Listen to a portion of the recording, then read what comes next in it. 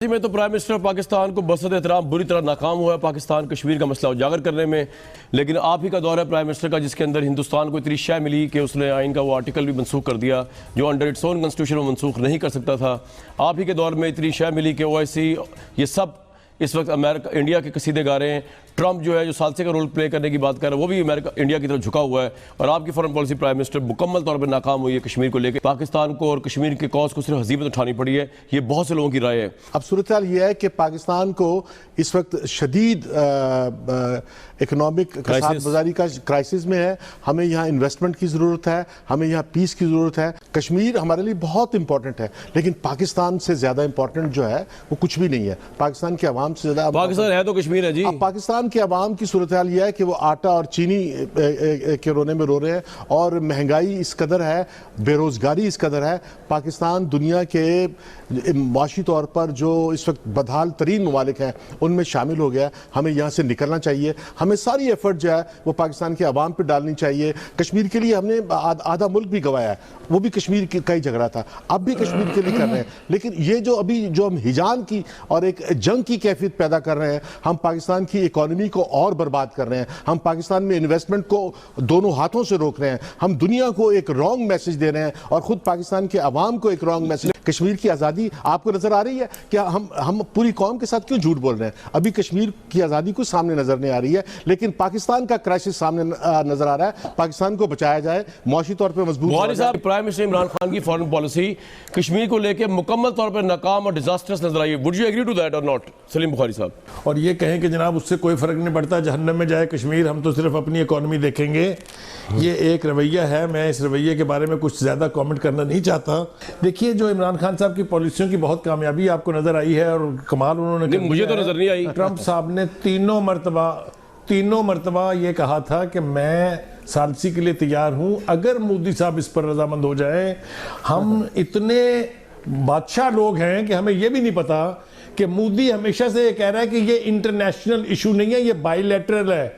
جب تک ہم بیٹھ کے آپس میں ہم اور انڈیا پاکستان بات نہیں کریں گے، اس میں کسی کی ثالثی قبول نہیں ہے۔ اس کے باوجود ہم خوش ہو گئے اور ترانے گاتے ہوئے وہاں سے آ کے ہم نے اتنی میڈیا ہائپ کریٹ کی اس کی جو جہلیت کے علاوہ کچھ نہیں تھی۔ صحیح کہہ رہے ہیں۔ دوسری بات یہ ہے کہ جن کو ہم دوست سمجھ کے ان کے گھٹنے دبانے کے لیے ہر چوتھے ہفتے پہنچے ہوئے ہوتے ہیں، ایک لفظ ان کی زبان سے کشمیر کے حوالے سے نہیں نکلا۔ اور جو پرنس محمد صاحب یہاں تشریف لائے تھے، انہوں نے آ کے عمران خان سے کہا تھا کہ اس ایشو کو آپ انٹرنیشنل ایشو نہ بنائیں، بائی لیٹرل لینے دیں، کیونکہ ہمارے لیے بہت مشکلات پیدا ہو رہی ہیں۔ UAE جس کو آج کا UAE ہے، جس کو بنانے میں ہمارا بڑا خون پسینہ شامل ہے، ہم نے اس کی ایئر لائن کو کھڑا کیا، پتہ نہیں کیا کیا کیا، وہ بلا کے مودی کو ہائیسٹ سول ایوارڈز دے رہے ہیں۔ یہ کامیابی ہے عمران خان صاحب کی فارن پالیسی کی۔ اور دوسری بات یہ کہ آج جہاں انہوں نے تقریر کی آزاد کشمیر کی اسمبلی میں، وہاں آزاد کشمیر کے پرائم منسٹر نے کیا کہا؟